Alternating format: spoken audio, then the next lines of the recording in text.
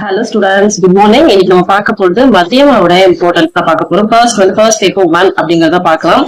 Paper 1ல எப்படி எல்லாம் எழுதலாம், இந்த மாதிரி எல்லாம் ஸ்கோர் பண்ண முடியும் அப்படிங்கறத நம்ம இந்த வீடியோல பார்க்க போறோம். ஃபர்ஸ்ட் ரோமன் நம்பர் ERC, அதாவது அனடேஷன் எழுதணும், பாவாத எழுதுங்க அப்படின்னு சொல்றாங்க. இது வந்து போயம்ல இருந்து மட்டும் தான் அவரோட மதியமா போயம் இருக்கு இல்லையா, அந்த போயம்ல இருந்து மட்டும் தான் இது கேட்பாங்க. இது வந்து 1 out of 3, 3 கொஸ்டின் இருக்கும். 3ல ஒரே ஒரு கொஸ்டினுக்கு மட்டும் ஆன்சர் எழுதா போதும். அந்த ஒரு கொஸ்டினுக்கு 5 மார்க்ஸ் எழுதணும்.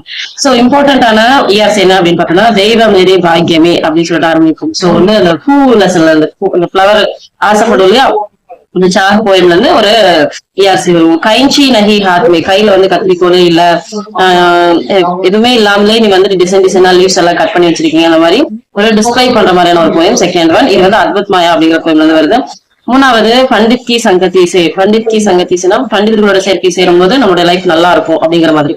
நம்ம எப்படி சேர்க்கை செய்யறோமோ அது மாதிரிதான் ரிசல்ட் இருக்கும். அது வந்து சங்கத்தி காஃபல் அந்த போயம்ல இருந்து ஒரு ERC வரும். இந்த 3 ERC ரொம்ப ரொம்ப இம்பார்ட்டன்ட். இன்னொன்னு நாலாவது வந்து யகுகஹா அதீத கிளுப்தர்வாக. சோ இது வந்து இப்ப வரைக்கும் மறைஞ்சிருக்கு, ஒளிஞ்சிருக்கு. இது வந்து இந்திரதனுஷ் போயம் வந்து வருது. இந்த 4 ERC வந்து ரொம்ப ரொம்ப இம்பார்ட்டன்ட். இந்த 4 கண்டிப்பா 3 கேட்பாங்க. 3ல நீங்க 1 தான் ஆன்சர் பண்ண போறீங்க. அது எப்படி ஆன்சர் பண்ணணும்னா, ஃபர்ஸ்ட் பிரசங்க இருக்கணும், பாவ இருக்கணும், அப்புறம் விசேஷதா இருக்கணும். சோ ஒரு போயமோட அனடேஷன் எழுதும்போது இந்த 3 விஷயம் கண்டிப்பா இருக்கணும், பிரசங்கு, பாவு, விசேஷதா. ஓகே, அடுத்தது செகண்ட் ரோமன் நம்பர். இப்போ ரோமன் நம்பர் 2, செகண்ட் ரோமன் நம்பர்ல என்ன இம்பார்ட்டன்ட் அப்படின்னு பார்த்தோம்னா, இது வந்து போயம் கொஸ்டின் ஆன்சர். மொத்தமா 8 கொஸ்டின் கொடுத்திருப்பாங்க. அதுல 5 கொஸ்டினுக்கு நம்ம ஆன்சர் பண்ணும். ஒரு கொஸ்டினுக்கும் 2 மார்க். அப்ப டோட்டலா 10 மார்க்ஸ் நமக்கு அவைலபிளா இருக்கு போயம்ல. சோ உங்களுக்கு டோட்டல் ஆப்ஷன்ஸ் 8 இருக்கு. சோ அதுல 5 எழுதினா போதும். சோ நமக்கு இருக்கிற போயம் ஆப்ஷன்ல ஃபர்ஸ்ட் 4 லெசன்ல இருக்கக்கூடிய இம்பார்ட்டன்ஸ் எல்லாம் என்னவோ அதை நீங்க கொஞ்சம் தரவாவே பண்ணிக்கலாம். Next Roman number 3. Roman number 3ல என்ன அப்படின்னு பார்த்தோம்னா, போயம் எஸ்ஏ. இந்த பத்தியாவில இருந்து எஸ்ஏ கேட்பாங்க, சாராம்சம் எழுதணும். இந்த சாராம்சம் பாத்தீங்கன்னா 3 out of 1, நமக்கு 3 ஆப்ஷன் கொடுத்திருப்பாங்க. அதுல ஒரு ஆப்ஷனுக்கு மட்டும் தான் நம்ம சாராம்சம் எழுதணும். சோ இது வந்து டோட்டலா 14 மார்க்ஸ் கேட்கறாங்க. ஒரு எஸ்ஏ எழுதும்போது ஒரு 14 மார்க்ஸ் வந்து போயம் எஸ்ஏக்கு கொடுத்திருக்காங்க. சோ இதுல எதெல்லாம் இம்பார்ட்டன்ட் அப்படின்னு பார்த்தோம்னா, சங்கத்தி காஃபல், மோன்ஹார், அத்புத் மாயா, இந்த 3 எஸ்ஏ வந்து ரொம்ப இம்பார்ட்டன்ட். சங்கத்தி காப்பல் first S A. சோ எல்லாருக்குமே ரொம்ப தெரியும், அது கண்டென்ட் என்ன எல்லாருக்கும் தெரிஞ்சிருக்கும். சோ ஈஸியான ஒரு எஸ்ஏவாவும் இருக்கும். எல்லாமே ஈஸி தான் இதுல. சங்கத்தி காப்பல், ஹோன்ஹார், அத்புத் மாயா 3மே ஈஸி தான். சோ என்னோட ப்ரிஃபரன்ஸ் நீங்க வந்து சங்கத்தி காப்பல் படிக்கலாம் அப்படிங்கிறது. சோ இது வந்து 14 மார்க்ஸ் 3 கொடுத்து 1 தான் எழுத சொல்லுவாங்க. சோ எவ்வளவு கேட்கறாங்க, எவ்வளவு எழுத சொல்றாங்க அப்படிங்கிறது நல்லா கவனமா பாத்துக்கோங்க. அடுத்தது மெமரி போயம். மெமரி போயம்ல பார்த்தோம் அப்படின்னு சொன்னா 3 ஆப்ஷன் கொடுத்து 2 ஆப்ஷன் எழுத சொல்லுவாங்க. ஓகே, சோ ஒரு மெமரி போயம்க்கு 2.5 மார்க்ஸ், 2 எழுதும் போது 5 மார்க்ஸ் டோட்டலா நமக்கு கிடைக்கும்.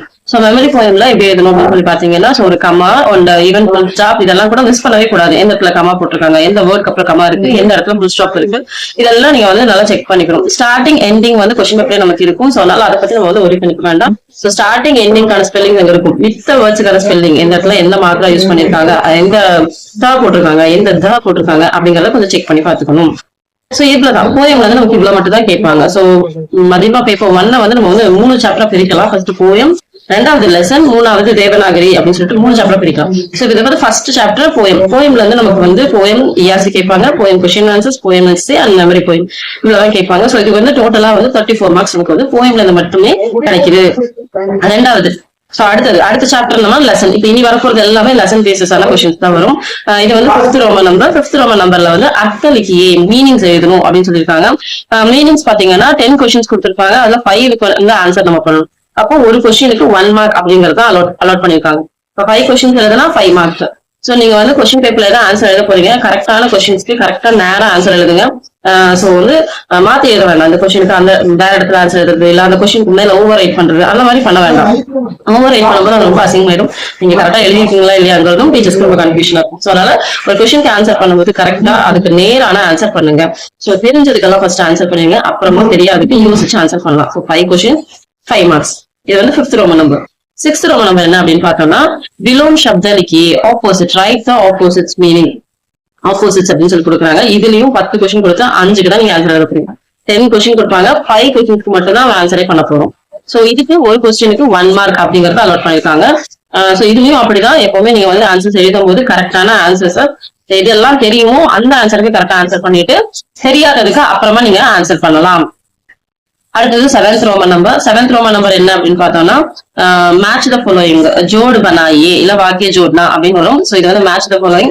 சோ இது பண்ணும்போது என்ன பண்ணோம்னா நம்ம கொஸ்டின்ஸையும் ஆன்சர்ஸையும் நல்லா ஃபர்ஸ்ட் தரவா அண்டர்ஸ்டாண்ட் பண்ணிக்கணும். என்ன கொஸ்டின், என்ன ஆன்சர், என்ன மீனிங், சோ இது கரெக்ட் ஆப்ஷன்ஸ் ஆனா அப்படிங்கறத பென்சில்லையோ இல்ல ஃப்ரெண்ட்லயோ பக்கத்துல நம்பர் போட்டு வச்சுக்கோங்க. First question answer, second question answer number போட்டு வச்சுட்டு அதுக்கப்புறமா ஃபர்ஸ்ட் கொஸ்டினோட ஆன்சர் எடுத்து ரைட் சைட்ல எழுதுங்க. செகண்ட் கொஸ்டினோட ஆன்சர் எடுத்து செகண்ட்ல அந்த டேஷ் நேரம் எழுதுங்க. சோ இதுவும் வந்து இதுக்கு வந்து ஆப்ஷன் எல்லாம் கிடையாது. 5 கொஸ்டின் கேட்பாங்க, நம்ம 5மே அட்டெண்ட் பண்ணும். ஒரு கொஸ்டினுக்கு ஆன்சர் கரெக்டா இருந்ததுன்னா 1 மார்க். ஸோ டோட்டலா 5 கொஸ்டின்ஸ் 5 மார்க்ஸ். அப்புறம் 8th ரோமன் நம்பர். நெக்ஸ்ட் வந்து 8th Roman number frame sentences. Frame sentences அப்படின்னு பார்க்கும்போது நமக்கு வந்து 10 ஆப்ஷன் கொடுத்து 5 எழுத சொல்றாங்க. சோ ஒரு கொஸ்டினுக்கு 2 மார்க்ஸ் அப்படின்னு சொல்லிட்டு அலோகேட் பண்ணிருக்காங்க. அப்ப 5 கொஸ்டின் தான் நமக்கு 10 மார்க்ஸ். சோ ஃப்ரேம் சென்டென்ஸ் எல்லாம் என்ன பண்ணும் அப்படின்னு சொல்லி பாத்தீங்கன்னா ஒரு ஓனா எழுதுறதுக்கு ட்ரை பண்ணலாம். ஒரு அதோட அர்த்தம் தெரிஞ்சுக்கோங்க, அந்த கண்டென்ட் என்னன்னு தெரிஞ்சுக்கோங்க. அதை வச்சு பேஸ் பண்ணி நீங்க வந்து ஓனா வந்து சென்டென்ஸ் மேக் பண்ணலாம். இப்போ ஹோஷியாரி அப்படின்னு ஒரு வேர்டு இருக்கு அப்படின்னா ஹோஷியாரா நமக்கு தெரியும் டேலண்டட் அப்படின்னு சொல்லுவாங்க. இந்த டேலண்டட் அப்படிங்கறத நம்ம எப்படி எல்லாம் சொல்லலாம்? ராம் ஹோஷியாரி லடிக்கான சொல்லலாம். ராம் வந்து ரொம்ப டேலண்டான பையன், இன்டெலிஜென்டான பையன். சீதா ஹோஷியாரி லடிக்கி ஹே, சீதா வந்து ரொம்ப டேலண்டான பொண்ணு. मैं होशियार हूँ, நான் ரொம்ப டேலண்டானவன் அப்படின்னு சொல்லிட்டு எப்படி வேணா அதாவது சென்டென்ஸ் மேக் பண்ணிருக்கணும். அவ்வளவுதான். அது வந்து ரொம்ப வந்து கிரிட்டிக்கலா இருக்கணும், பெரிய சென்டென்ஸா இருக்கணும் அப்படின்னா எக்ஸ்பெக்டேஷன் கிடையாது. நீங்க கரெக்டா ஒரு சென்டென்ஸை ஃபார்ம் பண்ணிருக்கீங்களா, கிராமட்டிக்கல் மிஸ்டேக் எல்லாம் இருக்கா அப்படிங்கறத மட்டும் தான் அவங்க செக் பண்ணுவாங்க. சோ இதுல வந்துட்டு 10 மார்க்ஸ். ஓகேயா, ஒரு கொஸ்டினுக்கு 2 மார்க்ஸ். அப்போ டோட்டலா வந்து 5 கொஸ்டின்ஸ் அட்டன் பண்ணும், 10 மார்க்ஸ் நமக்கு கிடைக்கும். சோ 9th ரோமன் நம்பர் பார்த்தோம் அப்படின்னு சொன்னா காம்ப்ரிஹென்ஷன். காம்ப்ரிஹென்ஷன் அப்படிங்கிறது ஒரே ஒரு இதுதான் கொடுப்பாங்க. ஒரு காம்ப்ரிஹென்ஷன் கொடுத்து கீழே 3 கொஸ்டின்ஸ் கொடுத்துருப்பாங்க. அந்த 3க்குமான ஆன்சர் அந்த காம்ப்ரிஹென்ஷனுக்குள்ளேயே இருக்கு. சோ அதாவது காம்ப்ரிஹென்ஷன் நல்லா தெளிவா படிச்சுட்டு அதுக்கப்புறமா அதுக்கான ஆன்சர்ஸ் நீங்க வந்து எழுதுங்க. சோ அந்த காம்ப்ரிஹென்ஷன் இருக்கக்கூடிய எவ்ரி லைனையும் ரீட் பண்ணி பாத்துக்கோங்க. அந்த ரீட் பண்ணீங்கன்னாவே கீழே இருக்கிற கொஸ்டினுக்கான ஆன்சர்ஸ் நீங்க ஈஸியா ஃபைண்ட் அவுட் பண்ணிடலாம். உங்களுக்கு மீனிங் புரிஞ்சாலும் புரியலாம் ஈஸியா வந்து ஆன்சர் வந்து ஃபைண்ட் அவுட் பண்ணிடலாம். சம்டைம்ஸ் மீனிங் புரியாம இருந்துச்சுன்னா அந்த வேர்ட்ஸோட ஹிண்ட் வச்சு நீங்க வந்து அங்க ஆன்சரை ஃபைண்ட் அவுட் பண்ண முடியும். இதுக்கு வந்து டோட்டலா 6 மார்க்ஸ். ஏன்னா 3 கொஸ்டின் கொடுத்துருப்பாங்க, ஒரு கொஸ்டினுக்கு 2 மார்க்ஸ் அப்படிங்கிற மாதிரி 3 கொஸ்டினுக்கு 6 மார்க்ஸ் கொடுத்துருக்காங்க. 3மே நம்ம அட்டன் பண்ணி ஆகணும், ஆப்ஷன்ஸ் எல்லாம் கிடையாது. சோ 10th ரோமன் நம்பர் என்ன அப்படின்னு சொல்லி பார்த்தோம்னா கொஸ்டின் ஆன்சர். ஓகே, இது வந்து லெசன்ல இருந்து வரும் இல்லையா, லெசன்ல லாங் ஆன்சர் மாதிரி கொஸ்டின் ஆன்சர்ஸ் இருக்கு, ஷார்ட் ஆன்சர்ஸ் கிடையாது, லாங் ஆன்சர் தான். சோ அதனால வந்து ஒரு கொஸ்டினுக்கு மினிமம் 5 லைன்ஸ் எழுதணும். அதுதான் லாங் ஆன்சர். ஒரு லைனுக்கு 1 மார்க் அப்படிங்கிற மாதிரி 5 லைன்ஸ் எழுதணும் லாங் ஆன்சர். சோ ஒரு கொஸ்டினுக்கு 5 மார்க்ஸ். நீங்க வந்து 2 கொஸ்டின் அட்டன் பண்ணுவீங்க. நமக்கு ஆப்ஷன் வந்து 5 ஆப்ஷன் கொடுத்துருக்காங்க. 5ல 2 தான் நம்ம அட்டன் பண்ண போறோம். சோ அதனால ஒரு கொஸ்டின் 5 மார்க்ஸ், 2 கொஸ்டினுக்கு சேர்த்து 10 மார்க்ஸ் வந்து இந்த ரோமன் நம்பர்ல நமக்கு கொடுத்துருக்காங்க. சோ இதுலயும் அப்படிதான் ஃபர்ஸ்ட் 4 லெசன்ஸ் உடைய லாங் ஆன்சர்ஸ் படிச்சுக்கோங்க. எப்படி இம்பார்ட்டன்ஸ் பாப்பீங்க, அந்த இம்பார்ட்டன்ஸ்ல ஃபர்ஸ்ட் 4 லெசன்ஸ்ல என்னென்ன வருதோ அதெல்லாம் கொஞ்சம் நீங்க வந்து தரவா பண்ணிக்கலாம். நெக்ஸ்ட் வந்து 11th ரோமன் நம்பர் என்ன அப்படின்னு பார்த்தோம்னா lesson SA. Dakshin Bharat literature Sabha, Birbal ki Chaturai, இந்த லெசன்ஸ் எல்லாம் இருக்கு இல்லையா, இந்த லெசனோட எஸ்ஏ கேட்டிருக்காங்க. நமக்கு 4 ஆப்ஷன் கொடுக்குறாங்க, அதுல ஒரு ஆப்ஷன் தான் நம்ம எழுத போறோம். ஓகேங்களா, சோ ஒரு எஸ்ஏக்கு 15 மார்க்ஸ் அலோகேட் பண்ணிருக்காங்க. சோ கொடுக்குற அந்த ஆன்சர் காலம்ல உங்களுக்கு ஒரு ஸ்பேஸ் கொடுத்துருப்பாங்க இல்லையா, அந்த ஸ்பேஸ்ல கரெக்டா நீங்க எழுதுங்க. கரெக்டா மேனேஜ் பண்ணலாம். ஒரு எஸ்ஏ தாராளமா எழுதுற மாதிரி தான் ஆன்சர் கொடுத்துருப்பாங்க. ஓகேங்களா, சோ இதுல என்னென்னலாம் எஸ்ஏ இம்பார்ட்டன்ட் அப்படின்னு பாத்தீங்கன்னா தக்ஷின் பாரத் ஹிந்தி பிரச்சார் சபா, ஹமாரா ராஜ்சன்ஹம், சர்தார் வல்லபாய் பட்டேல், மகாகவி சுப்பிரமணிய பாரதி. சோ இது எல்லாமே வந்து இம்பார்ட்டன்டான எஸ்ஏ.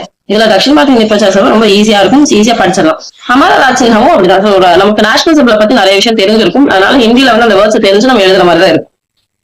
எனக்கு தெரிஞ்சு இந்த 2 எஸ்ஏ ரொம்ப ஈஸியான எஸ்ஏவா இருக்கும்.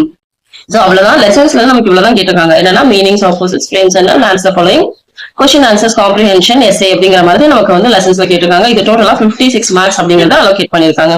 சோ இப்போ 3rd சாப்டருக்கு வரலாம். 3rd சாப்டர்ல தேவநாகரி கொஸ்டின் ஆன்சர்ஸ் அப்படின்னு சொல்லிட்டு ஒரே ஒரு ரோமன் நம்பர் தான், வேற எதுவுமே கிடையாது தேவநாகரியில. அது பார்த்தோம்னா ஷார்ட் ஆன்சர்ஸ் மாதிரி 1 வேர்ட் ஆன்சர்ஸ் மாதிரி தான் நமக்கு இருக்கும். அதுல வந்து 8 ஆப்ஷன் கொடுத்திருப்பாங்க. அதுல 5க்கு நம்ம ஆன்சர் பண்ணணும். 8ல 5க்கு நம்ம ஆன்சர் பண்ற மாதிரி இருக்கும். ஒரு கொஸ்டினுக்கு 2 மார்க் அப்படின்னு கொடுத்திருக்காங்க. சோ 5 கொஸ்டின் நம்ம ஆன்சர் பண்ணோம்னா 10 மார்க்ஸ் நமக்கு கிடைக்கும். சோ இது ரொம்ப ஈஸியானதா இருக்கும். சோ எப்படின்னா கத்தித் யா லிகித் பாஷா கா மூல ஆதார் क्या है. கத்தித் லிகித் ரெண்டுத்துக்கும் பேசிக்கான விஷயம் என்ன, கத்தித் யா லிகித் பாஷா கா மூல ஆதார் துவனி है. क्या எடுத்துட்டு துவனி இவ்வளவுதான் போற மாதிரி இருக்கும். ரொம்ப சிம்பிளான கொஸ்டின்ஸ். சோ இந்த எல்லா கொஸ்டின் அதெல்லாம் எஸ்எஸ்சிக்கெல்லாம் இம்பார்ட்டன்ஸ் சொல்லிருக்கேன். கொஸ்டின் ஆன்சர்ஸ், மீனிங்ஸ் இது எல்லாத்துக்குமான இம்பார்ட்டன்ஸ் வந்து டிஸ்கிரிப்ஷன் பாக்ஸ்ல இருக்கு, செக் பண்ணி பாத்துக்கோங்க. சோ மதியமா பேப்பர் 1ஓட இம்பார்ட்டன்ஸ் எப்படி எழுதணும் அப்படிங்கிற டிப்ஸ் அண்ட் ட்ரிக்ஸ் எல்லாமே உங்களுக்கு தெரிஞ்சிருக்கும். சோ நம்ம சேனல் இன்னும் சப்ஸ்கிரைப் பண்ணாதவங்க மறக்காம சப்ஸ்கிரைப் பண்ணி வச்சுக்கோங்க. தேங்க்ஸ் ஃபார் வாட்சிங்.